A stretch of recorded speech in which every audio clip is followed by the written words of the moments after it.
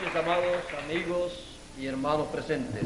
Es para mí un privilegio muy grande estar con ustedes en esta ocasión para verles, saludarles y darle a conocer por dónde estamos en el programa de Dios.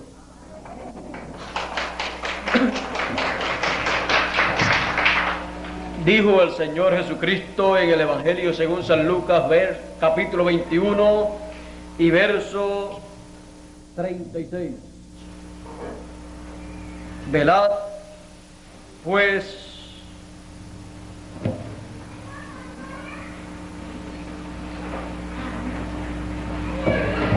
pues en todo tiempo, orando que seáis tenidos por dignos de escapar de estas cosas que vendrán y de estar en pie delante del Hijo del Hombre.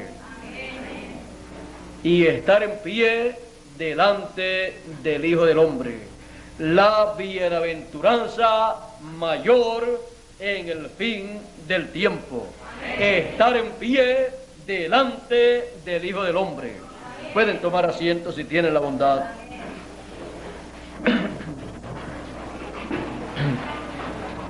2000 años atrás, aproximadamente, el Hijo del Hombre dijo que sería tenido por digno aquella persona señalada en el programa de Dios para estar en pie delante del Hijo del Hombre. No toda persona estará en pie delante del Hijo del Hombre en su segunda venida, sino los que sean tenidos por dignos. Y será la bienaventuranza mayor estar en pie delante del Hijo del Hombre, porque la persona que esté en pie delante del Hijo del Hombre ha sido tenido por digno de estar en pie delante del Hijo del Hombre en su segunda venida. La segunda venida del Hijo del Hombre con sus ángeles, como está prometido, es el evento mayor del tiempo final. Es el evento bíblico más grande de todos los tiempos. Es el evento bíblico por el cual hubo silencio en el cielo por casi media hora en la apertura del séptimo sello. Porque la apertura del séptimo sello es la segunda venida del Hijo del Hombre conforme a la promesa divina. Por eso Jesús dijo que nadie sabía cuándo sería el día y la hora cuando el Hijo del Hombre se manifestaría, ni aun los ángeles del cielo. Un misterio oculto aún a los ángeles del cielo. Un evento tan y tan importante en el programa divino a causa del propósito de la segunda venida del Hijo del Hombre. Muchas personas no comprenden el propósito de la segunda venida del Hijo del Hombre, como tampoco comprendieron el propósito de la primera venida del Hijo del Hombre 2000 años atrás aproximadamente. Pensaron que Jesús de Nazaret era una persona que había aparecido en la escena terrenal y que estaba revolucionando a la gente y apartándolos del judaísmo, de la religión hebrea, de la religión de la primera dispensación. Pero a los suyos vino y los suyos no le comprendieron. No comprendieron el propósito de su venida. No comprendieron que su venida tenía el propósito grande señalado para ese tiempo, el cual ninguna otra persona podía realizar. El propósito de quitar el pecado del mundo. Ningún ser humano lo podía hacer excepto el Señor Jesucristo, por cuanto todos los demás seres humanos habían venido por la unión de un hombre y de una mujer en las relaciones íntimas. Ya había venido entonces con y por el pecado original. Pero Jesús vino por creación divina, formado, creado en el vientre de María, y al nacer vino a ser el hombre perfecto, el segundo Adán, que la raza humana estaba esperando para que llevara a cabo el programa de redención. La primera venida del Hijo del Hombre fue para llevar a cabo el programa de redención por su sangre, porque la sangre de los animales que se sacrificaban en medio del pueblo hebreo allá en el templo solamente cubrían el pecado del ser humano, pero no podían borrarlo, no podían extirpar el pecado del ser humano. Se necesitaba un cordero perfecto. Y cuando apareció Jesús de Nazaret y fue bautizado por Juan el Bautista, luego Juan dijo: yo no le conocía, pero para que fuera manifiesto Israel, el que me envió me dijo: sobre aquel que tú veas el Espíritu Santo descender en forma de paloma, ese es él. Esa sería la persona de la cual Juan el Bautista estaba hablando, diciendo que vendría después de él, que vendría el Mesías, el Cristo, después de él. Y cuando lo bautizó, vio el Espíritu de Dios descender en forma de paloma y lo reconoció. Y le dijo al pueblo: este es el hombre que yo les estoy anunciando. Este es el Cordero de Dios que quita el pecado del mundo. Juan sabía que como en el Antiguo Testamento, allá en el templo se sacrificaba un cordero por el pecado, Jesús estaba tipificado en ese cordero. Y Jesús era el Cordero de Dios perfecto para quitar, no para cubrir, para quitar el pecado del mundo. Apareció en la escena terrenal y no le comprendieron. Era un hombre muy especial, pero entre los seres humanos se veía tan común que algunos pensaban que era samaritano, otros pensaban que estaba loco, otros decían: no, es un hombre comelón y bebedor de vino, porque a las fiestas que le invitaban, allí él se hacía presente con sus discípulos y comía y bebía de lo que allí tenían. Sin embargo, Juan el Bautista no fue así.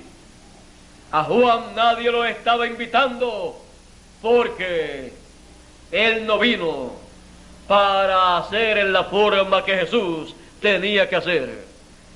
Juan vino con su tiempo limitado y bautizando a las personas arrepentidas. Juan no tenía tiempo para otra cosa. Tenía solamente un ministerio de 6 meses. Y la comida de Juan era langostas silvestres y miel silvestre. Una dieta rara, pero alimenticia. Y más para un profeta como Juan. Él no estaba pidiéndole dinero a nadie, ni comida a nadie. Comía langostas de esas que se comían la vegetación y miel silvestre, y tomaba agua en el río si estaba en el río. No estaba dependiendo de lo que le pudieran ayudar las personas. Y como Juan comía en esa forma, así era su dieta. Decían: este tiene demonios, está loco. Jesús dijo: vino Juan el Bautista que ni comía ni bebía, y dijeron: demonios tiene. Y viene el Hijo del Hombre que come y bebe, y dicen: este es un hombre comelón y bebedor de vino. A la gente y a las religiones no hay cómo entenderlas. Como quiera que se haga, le buscan faltas. Lo mejor es seguir siempre adelante, como Juan el Bautista y Jesús de Nazaret, llevando a cabo la obra para la cual vinieron, aunque le criticaban, aunque decían que Juan el Bautista no era Elías, y aunque decían que Jesús no era el Mesías. Pero la historia da testimonio que Juan el Bautista fue el precursor de la primera venida del Mesías, y Jesús fue el Mesías prometido en medio del pueblo hebreo, y llevó a cabo la obra para la cual vino. Juan vino para precursar el camino al Mesías, y lo precursó. Y Jesús vino para quitar el pecado del mundo con su sangre, y lo quitó.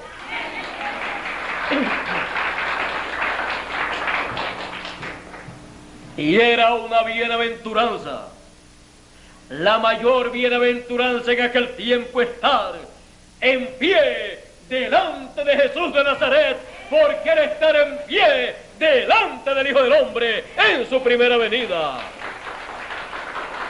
Por eso Jesús dijo: bienaventurados vuestros ojos, porque ven, y vuestros oídos, porque oyen.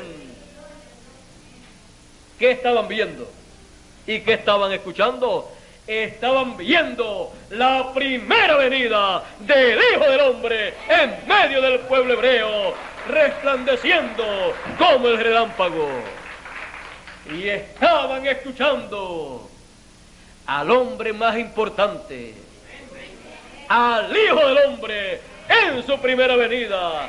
Era una bienaventuranza estar viendo y oyendo al Hijo del Hombre en su primera venida.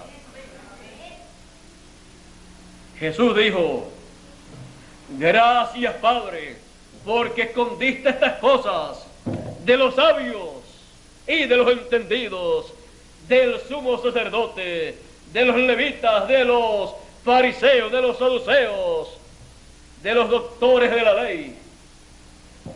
Esos fueron los grandes sabios religiosos de aquel tiempo, los grandes entendidos en las cosas religiosas.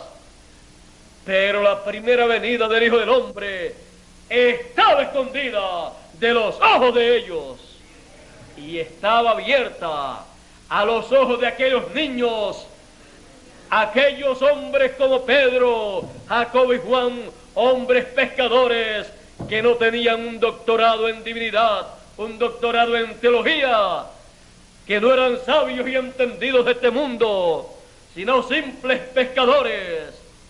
Pero Dios abrió a ellos la primera venida del Hijo del Hombre, y ellos la vieron. Por eso Jesús dijo: porque así te agradó, Padre. A Dios le agradó en esa forma. Por eso cuando Jesús pregunta a sus discípulos: ¿quiénes dicen los hombres que es el Hijo del Hombre?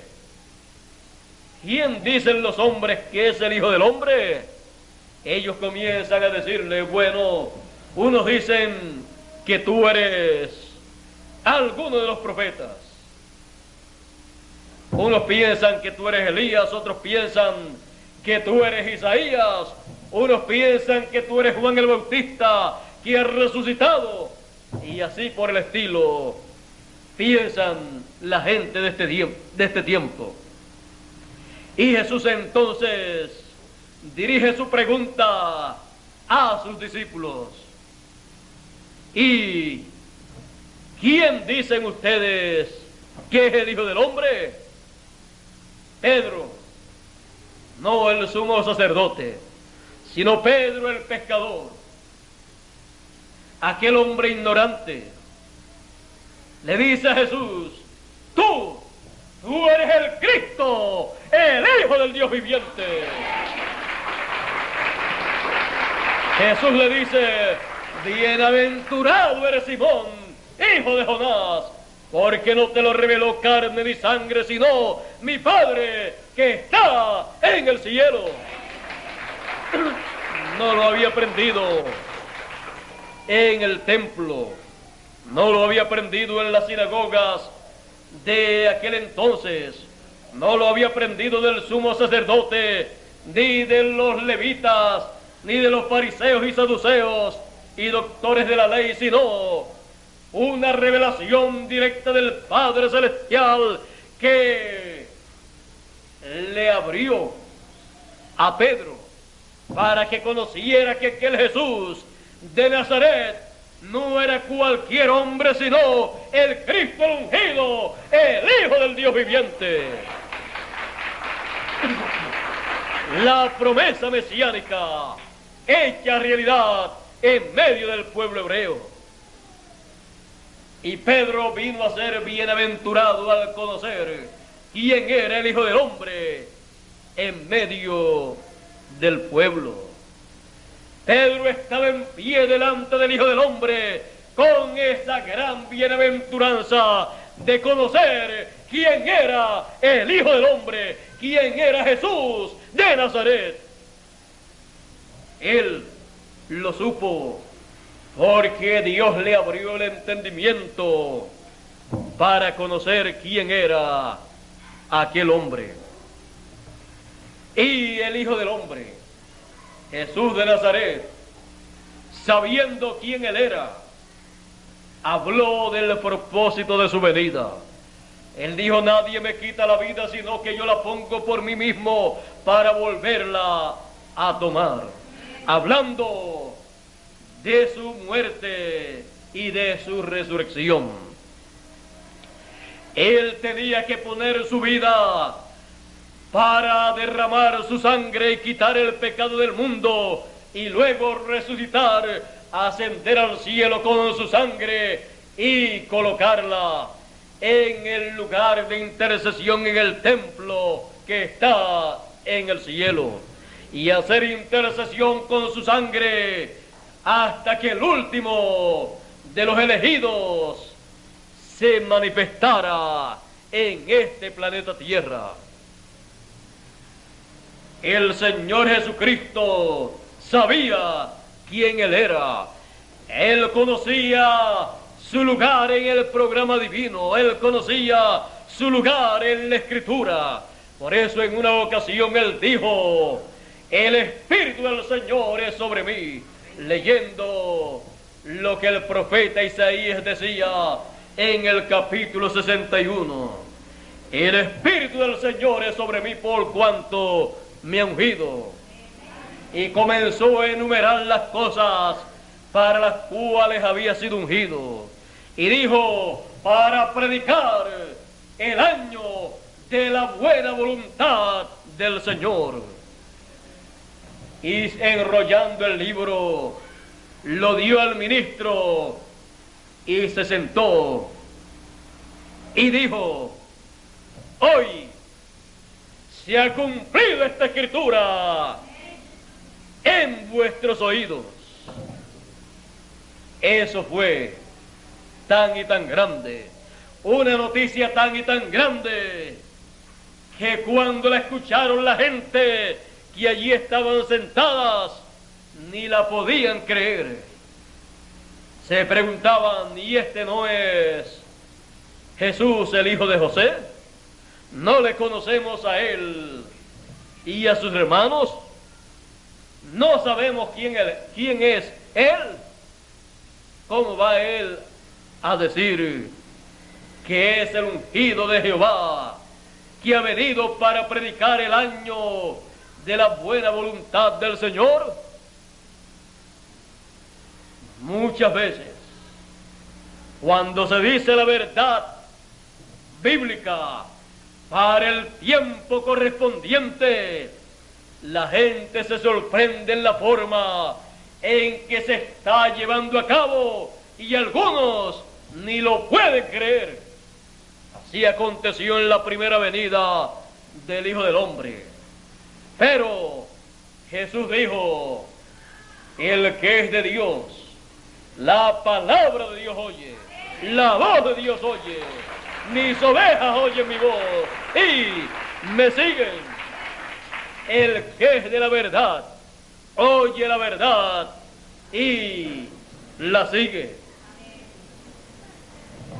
es necesario que nosotros examinemos la Escritura y veamos las promesas de la segunda venida del Hijo del Hombre para el tiempo final, porque son las cosas que Dios estará llevando a cabo. Y así como fue tan simple, tan sencilla la primera venida del Hijo del Hombre en medio del pueblo hebreo en el oriente, así también será la segunda venida del Hijo del Hombre en el occidente, como el relámpago resplandeciendo. Todo será tan sencillo que muchos se van a preguntar, pero ¿y no iba a ser de otra forma? Nunca será de otra forma que no sea la forma que Dios haya determinado hacerlo.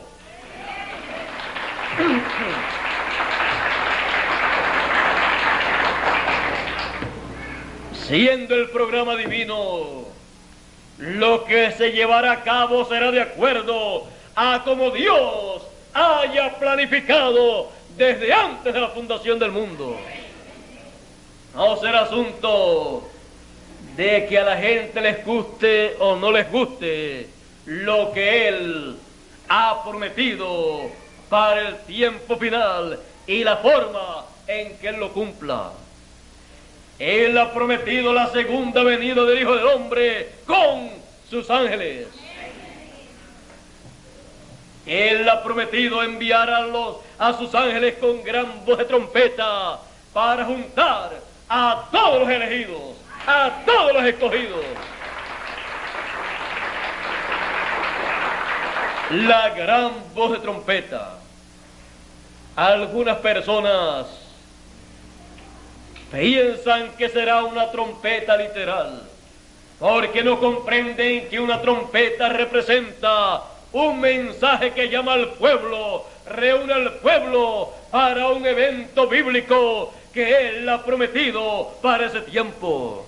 Y Él ha prometido llamar con gran voz de trompeta a todos los escogidos en la venida del Hijo del Hombre para ver y recibir al Hijo del Hombre en su venida y para ser preparados para la resurrección de los muertos y transformación de los vivos.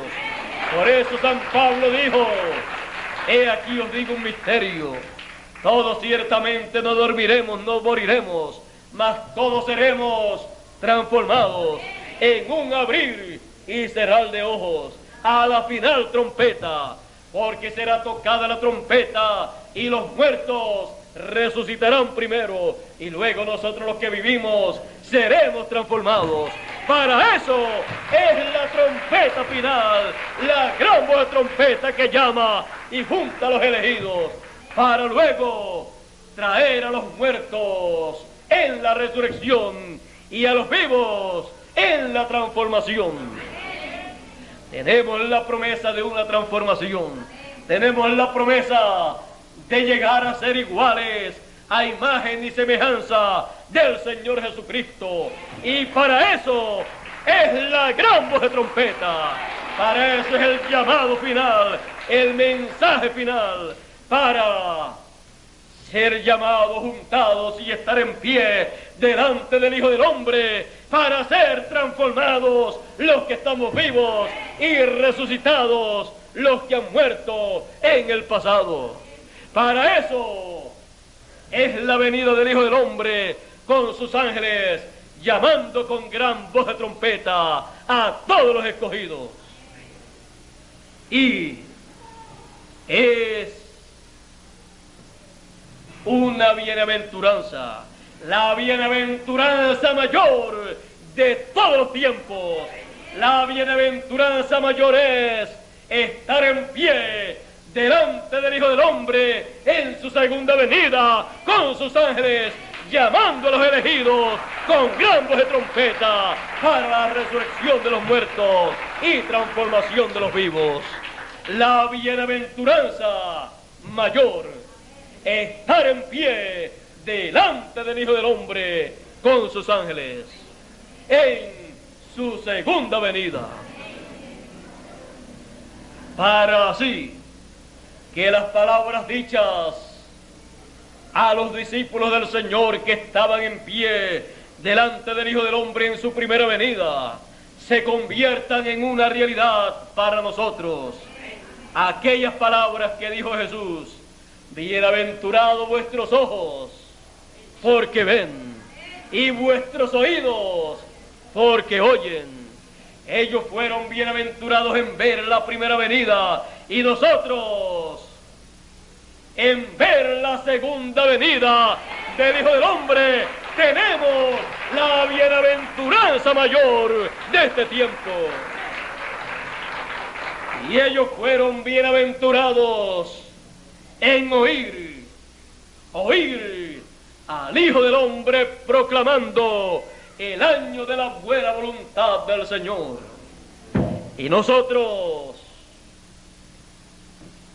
tenemos la bienaventuranza mayor en oír al Hijo del Hombre en su segunda venida proclamando el día de venganza del Dios nuestro para el reino de los gentiles, y consolando a todos los elegidos y mostrándole que el tiempo para la resurrección y la transformación está a la mano.